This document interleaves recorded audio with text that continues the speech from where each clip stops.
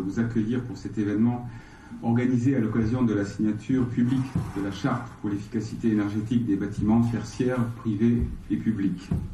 C'est une nouvelle occasion d'exprimer l'engagement résolu de l'Université de Nanterre, Paris-Ouest, Nanterre et La Défense, dans les problématiques de la transition écologique et énergétique.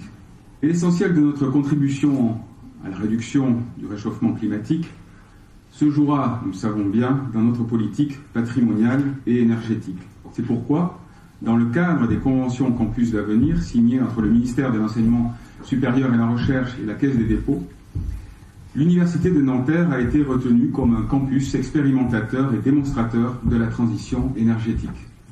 Le plan bâtiment durable, c'est une formidable idée qui est née dans la foulée des accords de Grenelle de l'environnement, les accords de 2007. Dans le cadre de ce plan bâtiment durable, nous n'avons rien trouvé de mieux que d'essayer de créer une dynamique de l'action en regroupant un certain nombre d'acteurs autour de chartes d'engagement volontaire. Ce n'est pas la loi qui fait injonction à vous, Monsieur le Président, de vous engager dans la rénovation.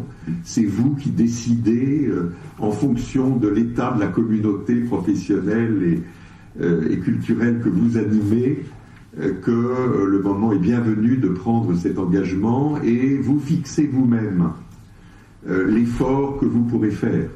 Et cette interaction que vous allez construire avec les étudiants et la communauté enseignante sont tout à fait essentielles.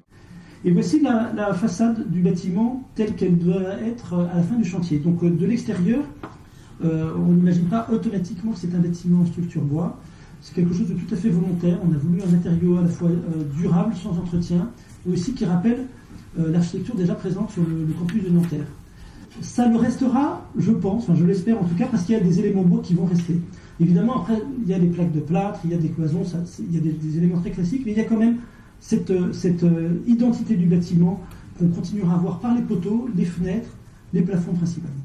Notre volonté, c'est de regrouper le musée, la bibliothèque et les archives sur le site de Nanterre. Donc la BDIC sera implantée dans une parcelle qui appartient à l'État et qui est vraiment au pied de la gare multimodale. Ce qui fait que ça sera un facteur d'attractivité pour l'université, un signe d'ouverture sur la ville et enfin un acte de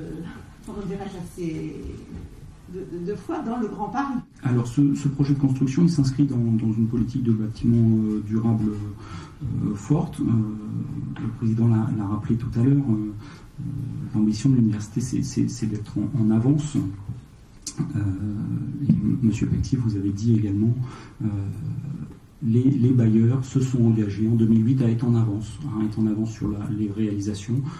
Je crois que c'est le cas avec ce programme BDIC. Ce projet, donc ce plan d'action énergie, est porté par Monsieur le Président de l'Université et le vice-président Stéphane Brett en charge du patrimoine et du développement durable. Et c'est en ce sens où c'est un projet qui est au cœur de l'ensemble de la communauté universitaire, mais aussi en lien avec l'ensemble des partenaires institutionnels, qu'ils soient étatiques ou l'ensemble des collectivités locales du Grand Paris.